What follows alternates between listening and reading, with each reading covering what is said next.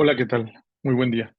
Soy el doctor Ricardo Quesada González. Yo soy médico cirujano, egresado de la Facultad de Medicina de la UNAM, médico especialista en medicina del deporte, egresado del Instituto Politécnico Nacional de México, médico especialista en medicina de rehabilitación, egresado del Instituto Nacional de Rehabilitación y graduado por parte de la UNAM también. Soy maestro en ciencias del ejercicio por la Universidad Pablo de la Vide en Sevilla, España, maestro en ciencias del deporte por la Universidad de Puebla en México y desarrollé un curso de adiestramiento en España, en Toledo, con el doctor Fernando Jiménez, en ecografía musculoesquelética intervencionista. He hecho algunas otras cosas también aquí en México con colegas a quienes admiro y respeto bastante, particularmente en la ciudad de Guadalajara, avalados por la Universidad de Guadalajara, Autónoma de Guadalajara e Iztacal en la UNAM en la Ciudad de México. Actualmente lidero un proyecto que se conoce como Sportabilia, que es un proyecto de rehabilitación deportiva e intervencionismo, eh, que es parte de lo que hago en mi práctica cotidiana, en donde actualmente es en el único lugar donde laboro.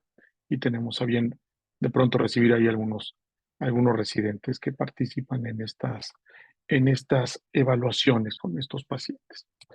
Bueno, pues primero que otra cosa, es importante agradecer la confianza al doctor Iván Andrade, presidente del Sucrejal, y al doctor Armando Tonatiuh Ávila García, quien forma parte del Comité de Actividades Científicas del Sucrejal y que es coordinador de este workshop. Este interesante workshop que eh, me solicitan abra las actividades con una charla que se denomina en principio papel de la ultrasonografía musculoesquelética en la fisiatría. Pero ¿ok?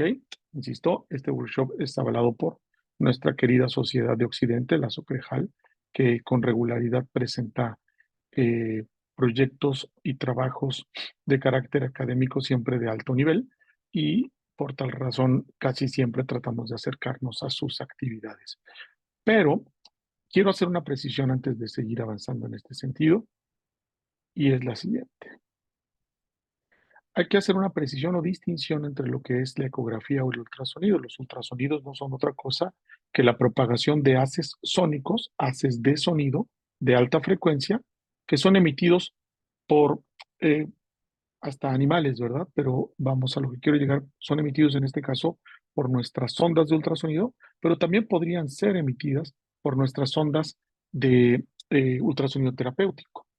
Lo que hace diferente al ultrasonido de la ecografía es que en el segundo caso, en el de la ecografía, nosotros recogemos, tomamos eh, el rebote, el regreso de nuestras ondas sónicas que tuvieron una interacción con las diferentes interfaces que fueron expuestas al sonido, que normalmente son tejidos, y regresan a nuestra sonda y por el fenómeno piezoeléctrico inverso, nosotros hacemos una conversión de dichas ondas sónicas para llevarlas en forma de gráficos a un monitor. Por lo tanto, realmente lo que nosotros observamos son ecografías, el resultado de esa transformación.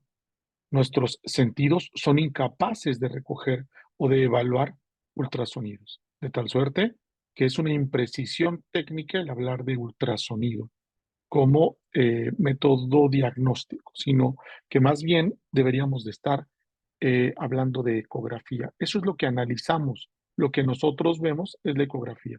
Las imágenes bidimensionales que en nuestra mente, con el conocimiento previo de lo que conocemos como anatomía y sonoanatomía, integraremos para incluso eventualmente darle el giro hacia la parte del reconocimiento de las estructuras desde una perspectiva de lo que es normal y lo que es patológico. Dicho lo anterior, corrijamos. El papel de la ultrasonografía musculoesquelética en fisiatría es el tema asignado, pero lo podemos cambiar ahora mismo por el papel de la ecografía musculoesquelética en la fisiatría. Dicho lo anterior, avancemos en lo que nos interesa. En los últimos 5 años, vean, este artículo es tomado de Primac, ¿no? Gente que ha desarrollado cosas muy interesantes al respecto de la evaluación ecográfica y nos dicen en el 2010 que en los últimos 5 años, es decir, del 2005 al 2010, la prevalencia del entrenamiento en la ecografía en medicina física y rehabilitación se había disparado. no solamente en el ámbito diagnóstico, sino en complemento para intervenciones terapéuticas y la asistencia, por ejemplo, en la inserción de agujas de electromiografía. Hacia el 2022 nos hacemos la misma pregunta que nos hemos hecho probablemente desde por ahí del 2007, 2008, que empieza este boom, y es esta: la ecografía es verdaderamente una extensión necesaria para nosotros como médicos fisiatras, médicos especialistas en rehabilitación. Y esta pregunta se la hace el grupo del evento SCACAR. Quiero mencionar que este autor vendrá mucho a colación porque es un turco que aparece con muchísima regularidad y está comandando algunas cosas de las cuales les hablaré en un momento. Este personaje, un tipo brillante en su actuar en el ámbito de la ecografía y particularmente en el ámbito de la rotación, junto con Kevin Chang. Si los ven aquí, Kevin Chang son dos de los líderes en la rehabilitación, en la fisiatría, que nos están hablando con muchísima regularidad en este ámbito, ¿no? De estos tópicos. Antes hablábamos que la ecografía se empleaba o se derivaban las necesidades de una ecografía al servicio de imagenología. Sin embargo, el incremento en las capacidades de las oportunidades de capacitación, la gran aplicabilidad, se ha decidido que la ecografía forme parte de nuestro arsenal diagnóstico y eventualmente de la asistencia terapéutica. Asiste en el examen completo del fisiatra experimentado y se convierte en una extensión similar a un estetoscopio o a un sexto dedo, como observamos en la imagen de la izquierda viendo de frente nuestra pantalla. Asimismo, se convierte en una potencial guía para nuestras intervenciones. Y nos dice ya desde el 2012, el mismo grupo que comanda Levendos-Caca y la doctora Imamura, nos dicen ellos a propósito de la pregunta que nos haríamos desde la máxima asociación en la que nos integramos todos los médicos fisiatras, que es el ISPRM, nos dice que podemos encontrar grandes ventajas en el uso de la ecografía musculoesquelética, sobre todo porque es barato, no invasivo, repetible, es una herramienta no radiante, permite la evaluación dinámica, permite la sonopalpación y aquella frase de ver para creer, ¿no? Ver es creer. Es una extensión de nuestra mano, es nuestro estetoscopio de asistencia y disminuye los tiempos de evaluación y de tratamiento, por supuesto. Sin embargo, hay barreras que debemos de empezar a pensar o debemos de comenzar a desarrollar estrategias para quebrarlas, para derribar estas barreras, y podrían ser la falta de educación, capacitación, ¿en quién? En el personal que forma, por supuesto, pero también eventualmente en el residente en formación. La falta de equipo y el hecho de que es operador dependiente necesita una alta estandarización y siempre les digo una larga curva de aprendizaje que yo considero nunca menor a 3 a 5 años. Pero bueno, esto es una opinión personal, ya hablaremos un poco de lo que la gente nos dice al respecto. Esperemos algunas diapositivas para hablar en ese sentido. Pero ¿qué oportunidades tenemos? Hay esfuerzos que se están haciendo en nuestro ámbito, particularmente por el auspicio del ISPRM y particularmente del grupo de europeos. Esto aparece como un primer esfuerzo con la famosa escuela itinerante Euromuscles o Euromúsculos, en donde nosotros observamos a un grupo de personajes que empiezan a participar en la capacitación en diferentes regiones, principalmente Europa de manera inicial, y eventualmente se crea la escuela World Muscles. Esta escuela, en la que he tenido la oportunidad de participar, afortunadamente por la invitación del doctor Oscaca, nos permite a nosotros dirigir nuestros esfuerzos fundamentalmente en tres grandes tópicos o tres grandes ámbitos, que es la evaluación de la lesión deportiva, la evaluación o de la patología del nervio periférico y el intervencionismo. Este grupo pretende que se asignen o que se alcancen estándares mínimos de evaluación de esta patología o de esta problemática y los estándares mínimos del abordaje intervencionista en este sentido. Ahora, si bien estos esfuerzos ya aparecen en el horizonte, hablemos de los mapas curriculares que se ubican en el contexto de nuestro actuar y que rigen la formación del residente de fisiatría. Bueno, revisemos nuestra currícula, por ejemplo, del Programa Único de Especialidades Médicas, que se encuentra insertado, por ejemplo, en la máxima casa de estudio de nuestro país, México, que es la UNAM, y que si le ponemos las palabras claves a este documento, ecografía, tristemente no encontramos un solo resultado en ese sentido. Ahora, ¿qué les parece que buscamos la palabra ultrasonido? Y entonces encontramos que el ultrasonido se encuentra ubicado principalmente en el contexto de qué? Del diagnóstico de asistencia o de apoyo o por los equipos auxiliares diagnósticos, como podría ser los servicios de imagenología, es decir, comprender o interactuar con ellos para asistir nuestros diagnósticos. Pensemos en una lesión muscular, en donde en vez de nosotros tomar el comando de lo que entendemos perfectamente, lo derivamos a un servicio paralelo, que sería el de imagenología. Pero al mismo tiempo tenemos al ultrasonido, pero en el ámbito del carácter terapéutico, es decir, como una herramienta terapéutica. Estos son los resultados que encontramos, muy pocos dentro de nuestro programa único de especialidades médicas y en ese sentido que ya describía yo. Ahora, si bien el ultrasonido también se ubica en el contexto de lo diagnóstico, yo les mencionaba hace rato que el grupo del ISPRM buscaba integrar esto a las herramientas del arsenal terapéutico del médico fisiatra, por ejemplo, en el manejo de dolor. Y busquemos ahora dolor. Y el dolor en estos programas de especialidades médicas integrados procuran ubicarse o hablan o encontramos la palabra dolor en otro contexto diferente, que es en la revisión diagnóstica, pero desde el punto de vista clínico, jamás de asistencia, por ejemplo, por el uso del ultrasonido guiando o la ecografía guiando procedimientos. Así que no encontramos nada en ese sentido y sin embargo todos estamos hablando de la posibilidad de integrar a la ecografía dentro de la vertiente de las necesidades del propio oficial. Bueno, sigo sobre el dolor, más sobre el dolor, y vuelvo a caer en este contexto de la asistencia o de la revisión clínica del dolor en diferentes síndromes, ¿ok? Pero otra vez, todo dentro del contexto clínico. Ah, claro, pero tu maldad no tiene límites. Estás hablando de una versión del 2014 que ya vi. Ahí está la trampa. Seguramente en la versión actualizada del 2020, nuestro PUEM hablará algo más al respecto de esto. Veamos. Y tristemente, cuando colocamos la palabra ecografía en nuestro buscador, otra vez no encuentra un solo resultado. Sucede lo mismo con ultrasonido y otra vez encontramos que esta palabra se encuentra solamente en el ámbito de la terapia física, como veíamos en esta flecha que incluye dentro de los agentes de terapia física en el ámbito de la electroterapia al ultrasonido, terapéutico por supuesto, y en el ámbito de los auxiliares de diagnóstico de los cuales ya hablamos previamente. Y vean esto, llama la atención que ya se incluyen elementos intervencionistas, pero nunca encontramos algo alrededor dentro de este PUEM relacionado con la instrucción al residente en ese sentido. Entonces, me piden que incluya ya elementos intervencionistas, pero sin una instrucción, sin algo claro al respecto. Entonces, ¿cómo puedo yo no tener planteado una serie de eslabones que me lleven a desarrollar dicha destreza, pero sí se plantea la posibilidad de que ya exista formación intervencionista? Parece un contrasentido, ¿no? Esto que observamos en el programa único de especialidades médicas.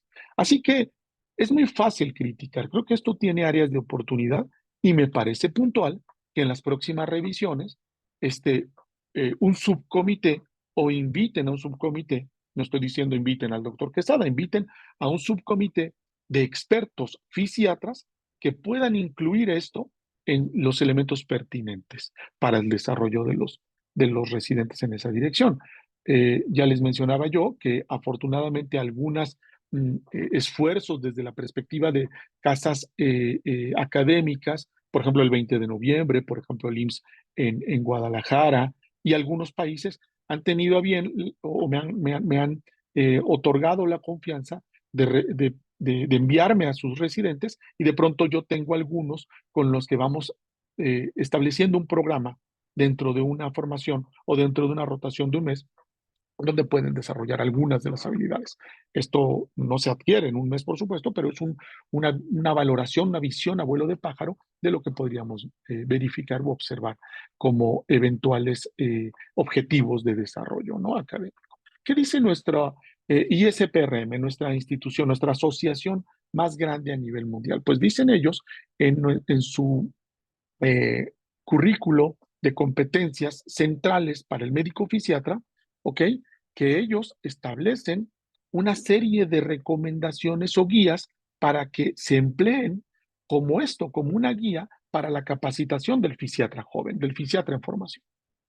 Y otra vez buscamos dentro de su core competence o su cuerpo de competencias centrales, buscamos la palabra ultrasonido, en este caso en inglés, y no encontramos más que en el ámbito de la derivación a imagenología para esta situación.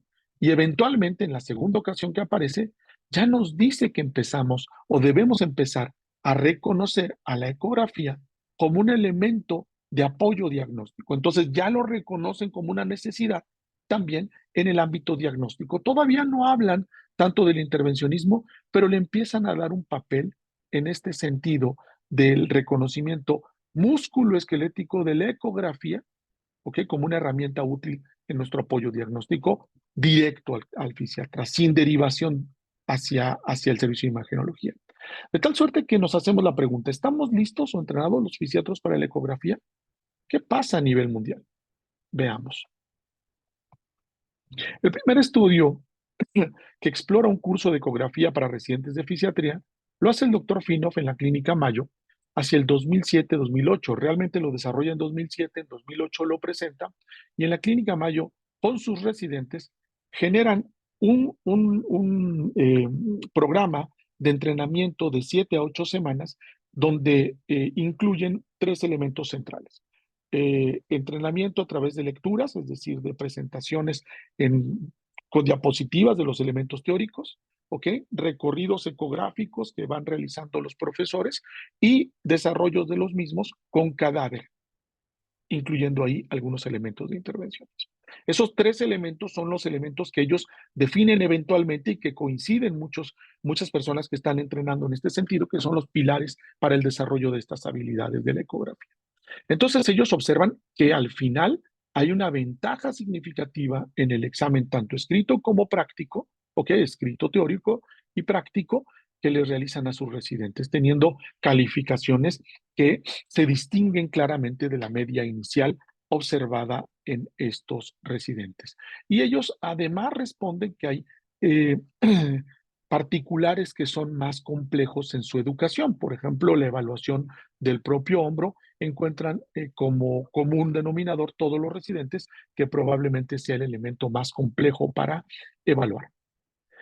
Nos seguimos haciendo esta pregunta. ¿Estamos entrenados en ecografía intervencionista los fisiatras? Y en 2015, ¿ok? Siddiqui nos dice que va a explorar o realiza una pesquisa, una exploración en 36 de los 78 programas de residencia, es decir, 46, obtiene respuestas del 46% de los programas de residencia ubicados en Estados Unidos. Lo publica en la muy conocida PMR, Physical Medicine and Rehabilitation, y descubre que el 44% brindan exposición a entrenamiento en ecografía musculoesquelética. El 28.2 tiene formación obligatoria, el 20.5 tiene ya un plan formal y la mayor parte de la educación en este sentido se da por conferencias en un casi 90%, ¿ok? Por clínica ambulatorio en 86% y en talleres prácticos 86%. ¿Qué quiere decir? Que esto es lo que más comúnmente ocurre, esta combinación de conferencias de evaluación clínica, digamos, en la práctica clínica diaria con su propio médico adscrito y en los talleres prácticos a los que pueden asistir. Son las 3 modalidades que ya hemos mencionado, están generando las mayores ventajas en los residentes en su fase formativa. Los profesores del 44% creen que de los programas de rehabilitación creen que al menos el 50% de los residentes son competentes, todos aquellos graduados, por supuesto, en ecografía musculoesquelética, tanto en el ámbito de diagnóstico como intervención. Es decir, que hay ahí un gap interesante, porque si bien la mayor parte está teniendo de los programas explorados, tienen una buena intención de formarlos en ecografía, no todos salen con las habilidades o competencias necesarias. Algo tendremos que hacer para incrementar nuestra ventaja formativa, por supuesto. En 2017 nos hacemos la misma pregunta y ahora actualiza en este sentido Agarbal los resultados que ya nos había presentado Sikiki en donde establece lo siguiente como conclusiones centrales. Los directores de los programas de residencia en rehabilitación nos dice que los residentes al terminar su formación en este sentido están preparados solo en un 33%. Y bien preparados, o sea, bastante preparados 33%, y bien preparados el 20.5%. ¿Sale? Y nos dicen que el 63% de los que están formados salen con habilidades de realizar intervencionismo, el más complejo en este sentido que llevamos los residentes o llevamos los que nos hacemos ecografía intervencionista, que es la columna, solamente a nivel principiante. ¿Qué quiere decir? Que probablemente va a hacer falta incluir un año extra de formación específica en este sentido para que desarrollen o superen esta barrera de ser principiantes y al menos intermedios o avanzados cuando hagan, por ejemplo, una alta especialidad. Fíjense cómo estos números nos empiezan a permitir configurar las estrategias para resolver estas circunstancias que en número de entrada parecen bajos. Muy bien, esto mismo pasó con los residentes de medicina ocupacional, en donde también se observa que entrenamientos de 8 a 12 semanas dan ventajas en los conocimientos básicos e incrementan notablemente el conocimiento de los residentes en ese sentido. Sin embargo, no se habla de los resultados a propósito de exploraciones más complejas, de evaluaciones más interesantes o profundas y por supuesto no se habla de intervenciones. Muy bien, estamos leyendo, nuestro gremio lee sobre ecografía y la respuesta es a partir del 2000 y hacia el 2010 es sí, y cada vez más. Vean cómo incrementa la cantidad de publicaciones al respecto. ¿Y quién está publicando? Principalmente, ya lo sabemos, siempre nos lleva a mano los países más desarrollados, en este caso Estados Unidos, y a continuación aparece Turquía, normalmente un país que no tenemos ubicado en nuestro radar como productor serio de publicaciones en el ámbito de rehabilitación, o no serio, vamos, masivo, para ser menos estricto en nuestro juicio. De tal suerte que los turcos están publicando mucho porque el grupo comandado por Levent Özkaka se encarga, y lo verán los que empiecen a seguirlo, junto con Kevin Chang, de publicar y publicar. Y vean quién está ahí, Turquía y Taiwán. Y les puedo decir que este grupo, o este binomio de Levent Özkaka y Kevin Chang, yo creo que publican un artículo cada semana, o al menos 2 al mes. Entonces es gente que está activa y activa y activa y entonces han hecho un grupo más grande y entonces también se empieza a multiplicar esto. Ahí están los 3 primeros lugares de los que publican, ¿ok? Corea del Sur, porque ahí tenemos, sobre todo en Corea del Sur, en Seúl, una escuela de fisiatras que están haciendo muchísima ecografía con mucho énfasis en ese sentido. Los holandeses también están haciendo su trabajo, lo mismo que australianos y neozelandeses. Y vean ustedes dónde se está publicando, en qué tipo de revistas. Afortunadamente, en las de medicina física y rehabilitación es donde está creciendo exponencialmente esta herramienta, mucho más que en las de ortopedia, radiología incluso o neurología. Nosotros nos estamos volviendo o estamos encontrando que la ecografía es verdaderamente la extensión de nuestra exploración clínica, que ya de sí misma es muy rica, probablemente una de las más ricas en el ámbito de las especialidades, es de las que mejor hace clínica. Imagínense ustedes con este estetoscopio que nos hacía falta para el ámbito musculoesquelético. Pero entendamos otra cosa. Además, nosotros hemos tomado el comando de la evaluación incluso del nervio periférico e inclusive de la exploración ecográfica axial, es decir, a la columna, encontrando probablemente por ahí algún elemento relacionado con el sistema nervioso central, pero realmente es sobre todo periférico y axial. Muy bien, ¿debe de haber algún lineamiento que seguir? Y la respuesta es sí. En un consenso con expertos, ¿ok? En la muy prestigiosa revista Muscle and Nerve, hemos encontrado que hay 14 puntos que deben de seguir aquellos que se están entrenando en este sentido. Es decir, seguir primero una estructura estandarizada para el entrenamiento de nuestra ecografía. Formación básica, primero en ecografía neuromuscular, a todos aquellos que participan obligadamente del electrodiagnóstico. En tercer lugar, los cursos y talleres deberían también estar abiertos a otros, sobre todo en el ámbito neuromuscular, a otros que participen de estos tejidos, como neurólogos, fisiatras, reumatólogos y o radiólogos.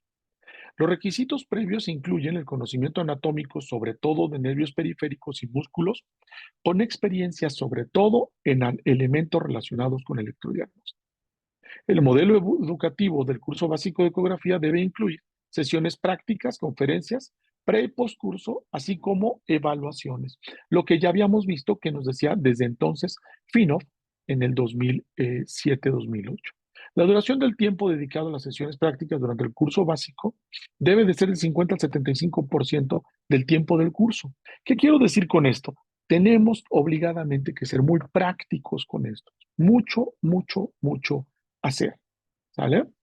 Los objetivos educativos generales del curso de ecografía deben centrarse, particularmente cuando estamos en el ámbito básico, en la ecografía nerviosa y muscular, así como técnicas de exploración de los principales nervios y la patología nerviosa básica. En el ámbito neuromuscular estamos insistiendo en esto, ¿verdad? Después del curso, la capacitación supervisada debe obligadamente contar o haber contado con un mentor, pero posteriormente este no puede ser obligado por la escasez de los mismos. Sin embargo, es imperativo tener exámenes de autoevaluación para permitir el avance de nuestro residente de formación. El alumno deberá examinar al menos 40 patologías básicas del ámbito neuromuscular. El intervalo de tiempo mínimo entre asistencia a la formación no deberá exceder 3 meses. Es decir, hice mi curso básico y voy a pasar al intermedio. No te tardes más de 3 meses porque se empiezan a diluir los conceptos. Y debemos limitar lo menos en tiempo o lo menor cantidad de tiempo posible aquel que pase entre la formación intermedia y la formación avanzada. Prácticamente que deberías de estar terminando tu curso intermedio y estar dejando pasar no más de 1, 2, exagerado 3 meses para tu formación avanzada. Todos los objetivos del nivel de aprendizaje anterior han de estar cubiertos antes de transitar al siguiente. Los objetivos del entrenamiento intermedio deben centrarse en nervios poco comunes, en ramas de nervios principales y músculos, en informes y en hallazgos particulares de la patología. Los objetivos del entrenamiento del nivel avanzado deben centrarse en nervios pequeños, poco comunes, en el plexo o los plexos, en elementos asistidos de evaluación de Doppler, técnicas avanzadas de ultrasonido, ecografía y neuromuscular intervencionista. ¿Sale? Ven ustedes los ejemplos que tenemos aquí en un nivel básico, intermedio y avanzado en el aspecto de la anatomía.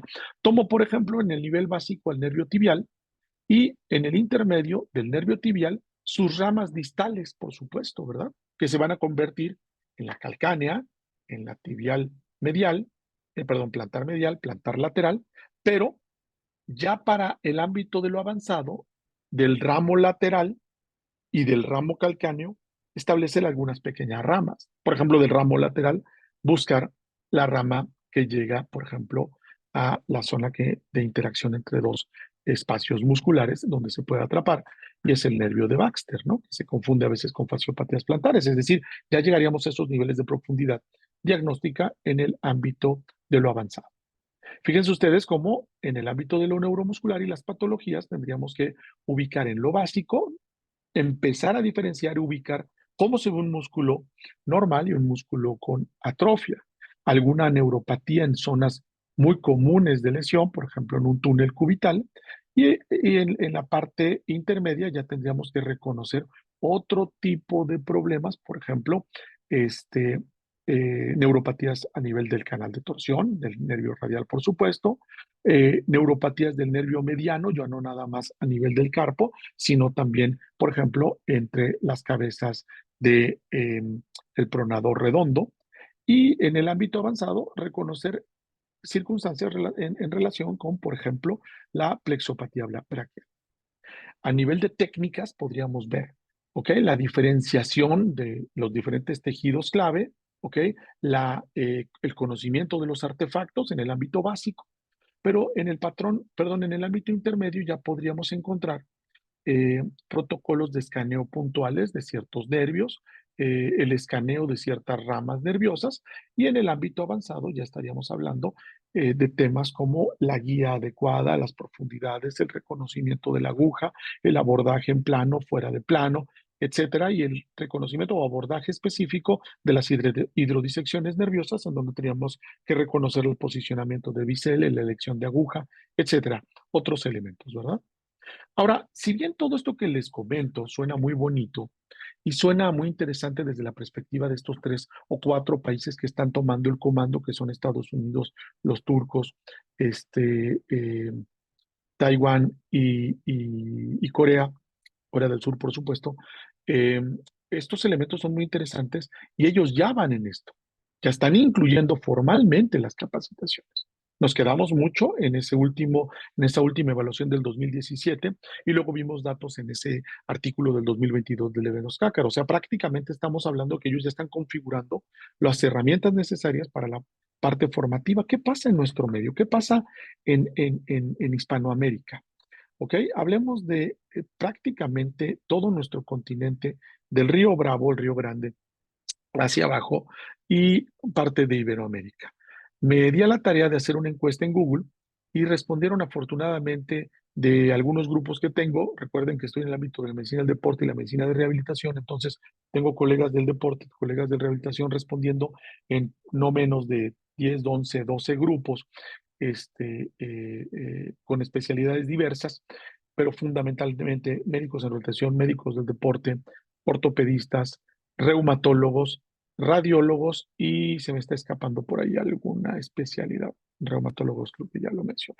Bueno, 290 médicos, especialistas o residentes en áreas vinculados con el sistema neuromusculoesquelético responden a esta encuesta y nos dicen lo siguiente: que la mayor parte, del 81%, fueron médicos en rehabilitación y el 9.7% residentes médicos en medicina del deporte, ya sea médicos o residentes de las dos que les acabo de mencionar. Muy bien. Hemos encontrado también que la mayor parte de ellos, un 87.9%, no tuvo programas de entrenamiento en la residencia.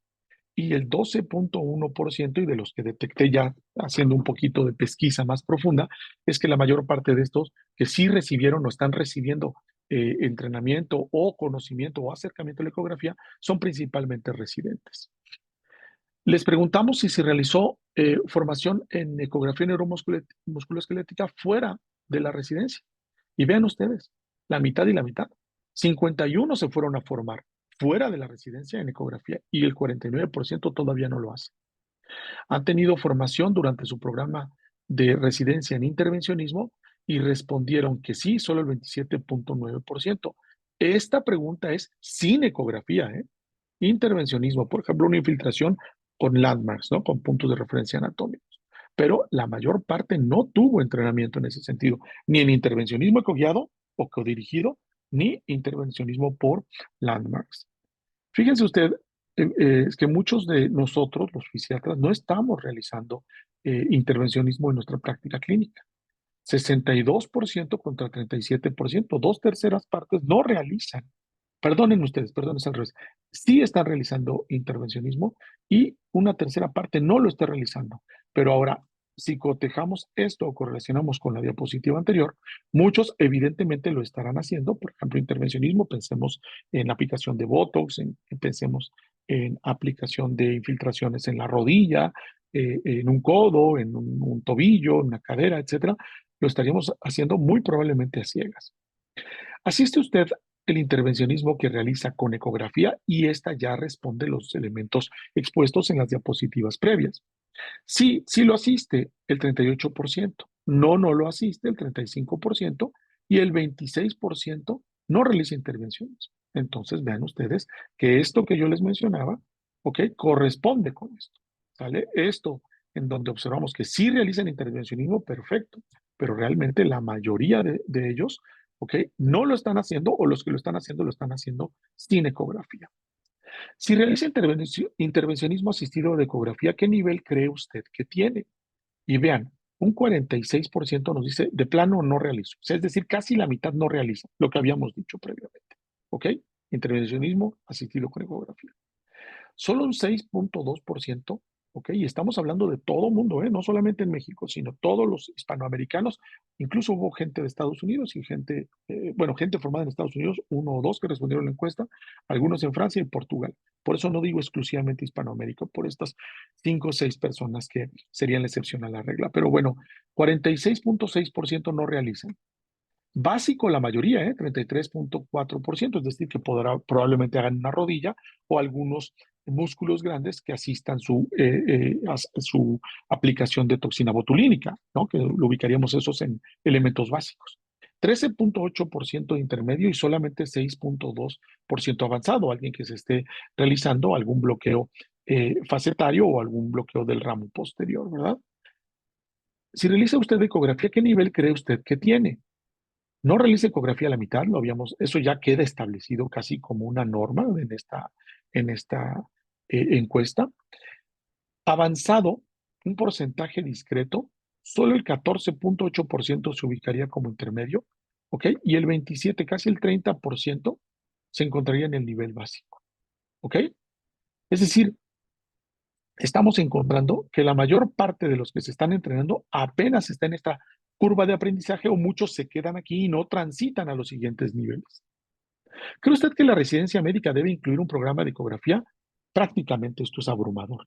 Casi todo mundo, ¿ok? De casi 300 personas, prácticamente todos nos acaban de decir, menos de 30 personas, probablemente unas 25 personas, dicen que no debería estar incluido, pero la mayoría dice que sí. ¿Tiene usted contemplado formarse en ecografía? Esto es bien interesante, fíjese bien. Sí, en los próximos 2 años, 55, o sea, ya todo el mundo está dándose cuenta de la necesidad de esto. Sí, en los próximos 2 a 5 años, un 15%. No lo sabe, 21%. Yo estoy seguro que después de este workshop, muchos de este grupo probablemente transiten hacia el color rojo o al azul. Y de plano no se van a formar el 7.9%. ¿En qué país realizaron su especialidad? La mayor parte en México. Pero vean cuántos colegas peruanos, dominicanos, ticos, ecuatorianos han respondido. Muchísima gente, ya les decía que hay gente de Portugal, ¿ok? Hay venezolanos, hay nicaragüenses, ¿ok? Hay colombianos, hay brasileños, hay argentinos, hay uno que se formó en Estados Unidos, uno en Francia, como ya les mencionaba, y que están ejerciendo principalmente ellos, tanto en España y otro en Dominicana, si no mal recuerdo. Bueno, ¿cuánto tiempo cree que tome dominar la ecografía intervencionista? Y esta es una pregunta bien interesante porque es la percepción de las personas, de los colegas fisiatras o de los colegas especialistas en el tiempo que ellos estiman formarse a nivel básico. La mayor parte estima que al menos 6 meses o hasta un año, ¿ok? Otros dicen que en 1 a 3 meses y otros de más de 12 meses. Probablemente la respuesta se encuentre, como siempre, a la mitad de esto. ¿Cuánto tiempo cree que tome dominar la ecografía en el nivel intermedio? Y muchos dicen entre 7 a 12 meses o más de 24 meses. Fíjense que aquí está bien repartido, pero nadie cree, o muy pocos creen que en 1 a 3 meses. Es decir, establecen que el tiempo de formación es largo. Y para un nivel avanzado, otros nos dicen que más de 24 meses. Muchos de estos abundaban su respuesta y decían que tomando en cuenta los otros tiempos. Entonces, muchos nos decían de 3 a 24 o más de 24, pero incluyendo lo básico e intermedio. Entonces, casi todo el mundo está hablando prácticamente que son 2 años para alcanzar un nivel de formación suficiente como o más para alcanzar los niveles avanzados.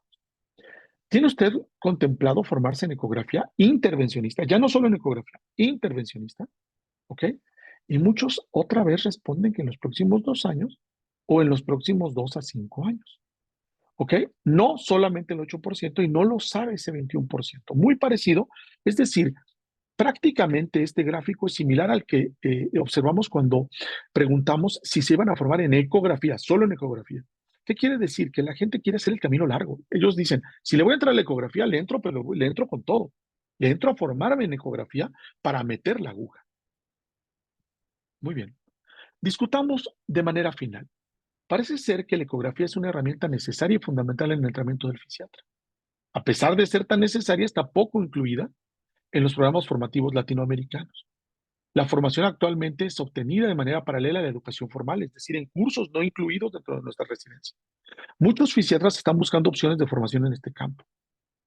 Y aquí yo les dejo esta reflexión, o esta pregunta de manera de reflexión. ¿Qué propuestas harían ustedes para formalizar la educación formal en la ecografía neuromusculoesquelética en fisiatría?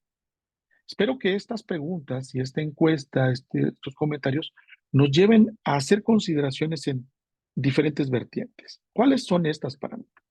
Para mí se debe de incluir la ecografía como parte formativa del residente, casi desde que toma contacto con pacientes, porque obviamente está adiestrándose en el conocimiento de la anatomía.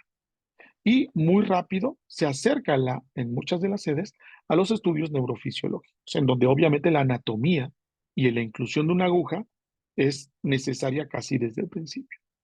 En segundo lugar, me parece que debemos de estructurar de manera paralela, ¿ok? Alianzas con los diferentes servicios, particularmente en hospitales grandes que tuvieran la oportunidad de con sus universidades asistir o tener anfiteatros para la complementación del intervencionismo, y deberían de estarse haciendo ya estas alianzas y la inclusión del fisiatra en rotaciones conjuntas con los algólogos intervencionistas.